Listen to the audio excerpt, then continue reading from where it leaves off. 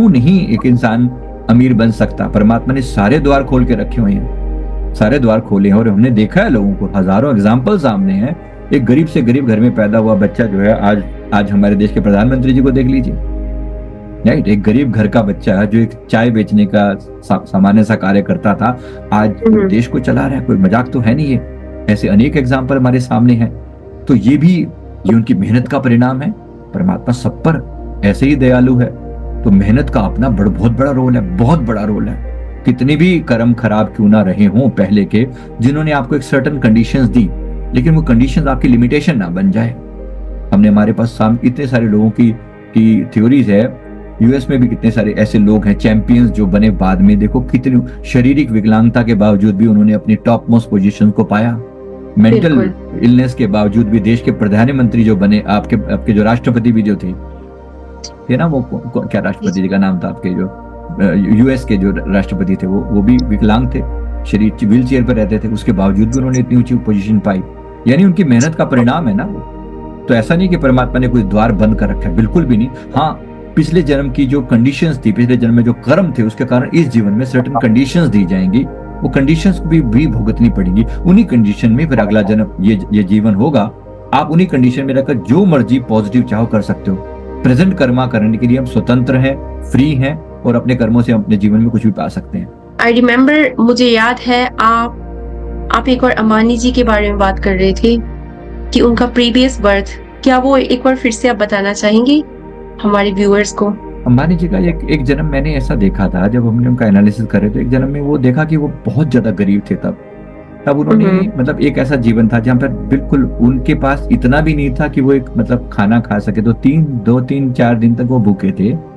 और हमें देखा कि वो केवल जो खेतों में जो अनाज गिर जाता है नीचे, कनक को काटते हुए, जो थोड़ी बहुत जो गेहूं या राइस जो है वो नीचे गिर जाता है, उसी को इकट्ठा करके उसको जैसे तैसे बीन के खेत में से, और उसको इकट्ठा करके उसकी रोटी बना के वो खा रहे थे।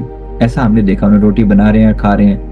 खाने के लिए उन्होंने बनाया, लेकिन तभी तो कोई उनके सामने कोई व्यक्ति आ गया जो कि कोढ़ी था, जिसे लेप्रेसी बोलते हैं। तो लेप्रेसी का रोग उसे था। वो किसने कहा कि मुझे तो कुछ मिलेगा नहीं, मैं भी 3-4 दिन से भूखा हूँ। भूखे तो ये भी थे। लेकिन इन्होंने, जब उसने आकर उनके आगे हाथ फैलाया, तो इन्होंने कहा कि मेरे से ज्यादा तुम्हें जरूरत है, क्योंकि मुझे तो फिर भी कोई दे देगा। मेरे तो हाथ पैर सलामत है, लेकिन तुम्हारा शरीर सलामत नहीं है। तुम्हें कहीं से मिले इस बात की बहुत कम चांसेस है। इसलिए ठाके उन्होंने अपनी जो हिस्से की एक रोटी, फिर दूसरी रोटी और फिर तीसरी रोटी भी उन्होंने उनको पकड़ा दी।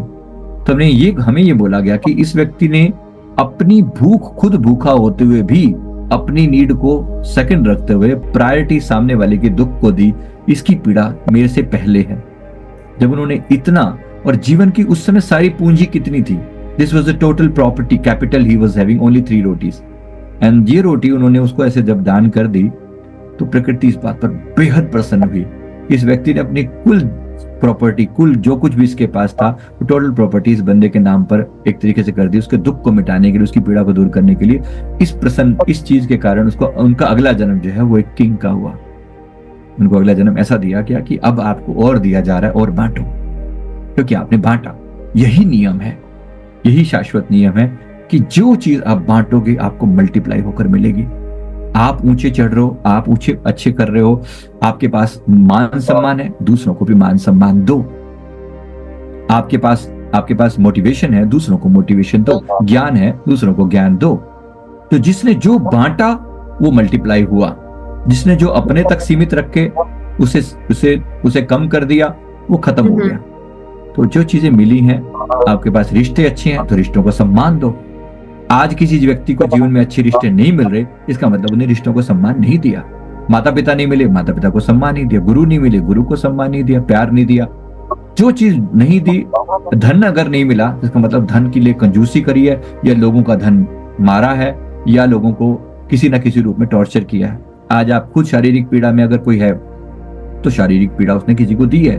मानसिक पीड़ा में तो मानसिक पीड़ा दी है। ये नियम है, शाश्वत नियम है। तो इस नियम को समझ के जब हम एक्ट करेंगे तो हम मेरे ख्याल से सही जाएगी चीज। जी, thank you so much mister Sanjeev.